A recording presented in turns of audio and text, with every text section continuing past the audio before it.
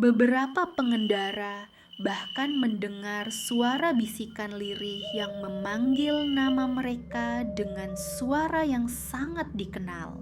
Keheningan di alas roban bukan ketenangan, melainkan penantian yang penuh tekanan dan rasa diawasi.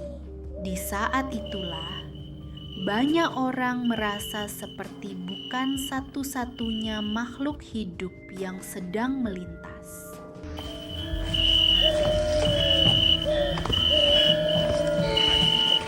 Jika suatu malam kau melintasi jalur pantura antara Batang dan Pekalongan dan udara mendadak terasa lebih berat dari biasanya, berhati-hatilah karena alas roban telah menyambut kehadiranmu. Hutan ini bukan sekadar hamparan pepohonan lebat, melainkan wilayah tua yang menyimpan memori kelam, tempat sejarah, darah, dan teror bercampur menjadi satu kesadaran abadi. Alas roban terletak di Kabupaten Batang, Jawa Tengah, membentang sepanjang lebih dari 50 km dengan kontur curam, berliku, dan seolah menolak dilalui manusia. Bagi masyarakat setempat, alas roban bukan hanya jalur perjalanan, melainkan perbatasan antara dunia manusia dan dunia lain yang tak kasat mata. Nama alas roban sendiri menyimpan banyak tafsir yang diwariskan secara lisan, turun-temurun, dan tidak pernah tercatat secara resmi dalam buku sejarah kolonial. Kata alas berarti hutan, sementara roban diyakini berasal dari Kampung Roban, sebuah wilayah tua yang dahulu menjadi pintu masuk kawasan ini. Namun sebagian orang tua percaya roban juga merujuk pada air pasang yang naik tiba-tiba, melambangkan sesuatu yang datang tanpa peringatan dan sulit dihindari. Dan memang, sejak dahulu hingga sekarang, alas roban dikenal sebagai tempat di mana bahaya sering muncul tanpa sebab yang dapat dijelaskan secara logika. Sebelum jalan dibangun, kawasan ini merupakan hutan liar yang hampir mustahil ditembus, dipenuhi pepohonan raksasa dan kabut tebal bahkan di siang hari. Pada masa penjajahan Belanda, hutan ini dipaksa dibuka demi kepentingan logistik dan pengawasan jalur pantura yang dianggap strategis. Rakyat pribumi dikerahkan secara paksa melalui sistem kerja rodi tanpa upah, tanpa perlindungan, dan tanpa hak untuk menolak perintah. Mereka menebang pohon raksasa dengan alat seadanya di tanah yang licin, terjal, dan penuh bahaya yang mengintai setiap saat. Banyak pekerja jatuh ke jurang, tertimpa batang pohon, atau mati kelelahan sebelum matahari benar-benar tenggelam di balik hutan. Namun, kematian mereka tidak pernah dicatat, tidak pernah dilaporkan, dan tidak pernah dipulangkan kepada keluarga yang menunggu dengan cemas. Mayat para pekerja itu dibiarkan membusuk di dalam hutan atau dibuang ke semak-semak tanpa doa, tanpa nisan, tanpa penghormatan terakhir. Sejak saat itulah masyarakat percaya alas roban berubah menjadi kuburan massal yang tak terlihat, namun terus bernafas dalam keheningan. Ketika jalan akhirnya selesai dibangun, keanehan justru mulai sering terjadi, seolah hutan itu menolak keberadaan manusia secara terang-terangan. Kecelakaan demi kecelakaan terjadi di jalur ini, seringkali tanpa penyebab jelas. Bahkan pada pengendara berpengalaman sekalipun, kendaraan mendadak kehilangan kendali di tikungan yang sama, di tanjakan yang sama, dan pada jam-jam tertentu yang selalu berulang. Dari situlah muncul julukan jalur tengkorak, sebutan yang lahir dari banyaknya korban jiwa yang tak bisa dijelaskan secara wajar. Beberapa pengendara mengaku melihat sosok manusia berdiri di tengah jalan, namun menghilang saat didekati dengan lampu sorot. Ada pula yang bersumpah melihat bayangan hitam melintas cepat, memaksa mereka membanting setir ke arah jurang atau tebing. Truk besar sering mati mesin di tanjakan curam, seolah ada kekuatan tak terlihat yang menahan roda agar tidak bergerak maju.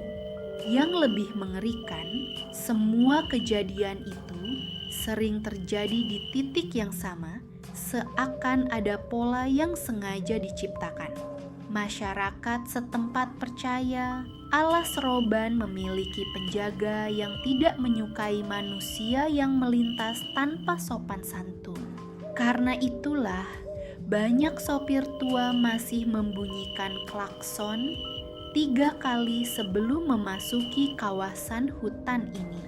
Lampu jauh dinyalakan sebentar, bukan untuk penerangan, melainkan sebagai tanda permisi kepada penghuni tak kasat mata. Ada pula larangan tak tertulis untuk berkata kasar, tertawa berlebihan, atau menantang sesuatu yang tidak terlihat. Konon, mereka yang melanggar etika ini sering mengalami gangguan mulai dari tersesat hingga kecelakaan fatal. Selain sebagai jalur berbahaya, alas roban juga menyimpan sejarah kelam sebagai tempat pembuangan mayat pada masa penjajahan. Beberapa saksi tua mengaku pernah melihat truk masuk ke hutan pada malam hari, namun keluar tanpa membawa siapapun. Korban-korban itu diduga adalah tahanan, mata-mata, atau mereka yang dianggap mengganggu kekuasaan saat itu. Tubuh mereka dibuang begitu saja, tanpa penguburan, tanpa ritual, dan tanpa kesempatan untuk berpamitan dengan dunia. Dalam kepercayaan Jawa, kematian tanpa penghormatan akan melahirkan arwah penasaran yang sulit menemukan jalan pulang. Arwah-arwah itulah yang diyakini masih berkeliaran, menyatu dengan hutan, dan mengawasi setiap manusia yang lewat. Banyak orang merasakan hawa dingin tiba-tiba. Meski mesin kendaraan masih panas setelah perjalanan panjang. Ada yang mendengar suara langkah mengikuti dari balik pepohonan, meski saat ditoleh tidak ada siapapun di sana. Beberapa pengendara bahkan mendengar suara bisikan lirih yang memanggil nama mereka dengan suara yang sangat dikenal. Namun, ketika mereka berhenti dan turun, hutan kembali sunyi, seolah tidak pernah terjadi apa-apa. Keheningan di alas roban bukan ketenangan, melainkan penantian yang penuh tekanan dan rasa diawasi. Tak heran jika tempat ini kemudian menjadi inspirasi berbagai kisah horor, termasuk cerita penelitian mahasiswa yang berakhir tragis. Film dan cerita tersebut hanyalah bayangan kecil dari teror yang diyakini benar-benar terjadi di dunia nyata. Meski kini telah dibangun jalur lingkar modern, jalur lama alas roban tetap menyimpan aura yang sulit dihilangkan. Pepohonan tua masih berdiri, seolah menjadi saksi bisu atas semua jeritan yang pernah bergema di sana. Hutan ini tidak pernah lupa, meski manusia mencoba melupakannya dengan aspal dan lampu jalan. Karena bagi alas roban, waktu bukanlah penghapus, melainkan penguat ingatan atas setiap nyawa yang hilang. Malam hari adalah saat terbaik bagi hutan ini untuk menunjukkan wajah aslinya yang kelam dan menekan batin.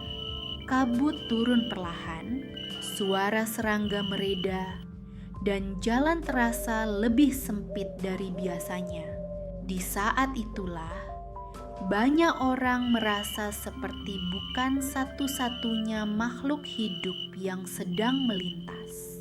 Ada mata yang mengawasi dari balik kegelapan, meski tak pernah terlihat secara jelas. Ada langkah yang mengikuti, meski tidak pernah terdengar dengan telinga biasa, dan ada perasaan kuat bahwa hutan ini sedang menilai apakah kau pantas melanjutkan perjalanan.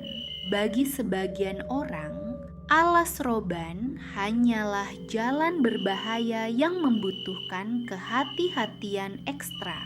Namun bagi mereka yang memahami sejarah dan ceritanya, alas roban adalah wilayah yang harus dihormati. Karena di sini, batas antara yang hidup dan yang mati menjadi sangat tipis. Kesalahan kecil bisa berujung pada peristiwa besar yang tidak pernah direncanakan. Dan kesombongan seringkali menjadi undangan bagi sesuatu yang seharusnya tidak diganggu. Jika suatu malam kau melintasi alas roban dan merasa seperti diawasi, jangan pernah menantangnya. Teruslah berjalan, jaga pikiran tetap tenang, dan jangan berkata apapun yang tidak perlu. Karena berhenti terlalu lama bisa membuatmu menjadi bagian dari cerita berikutnya. Alas roban tidak membutuhkan korban baru, namun ia tidak pernah menolak mereka yang lengah. Di hutan ini, tidak semua yang berdiri di pinggir jalan adalah manusia, dan tidak semua yang hilang dalam perjalanan pernah benar-benar ditemukan kembali. Sebab di alas roban, jalur tengkorak ini, sebagian yang masuk hanya akan tinggal sebagai kenangan, dan sebagian lain menjadi penunggu selamanya.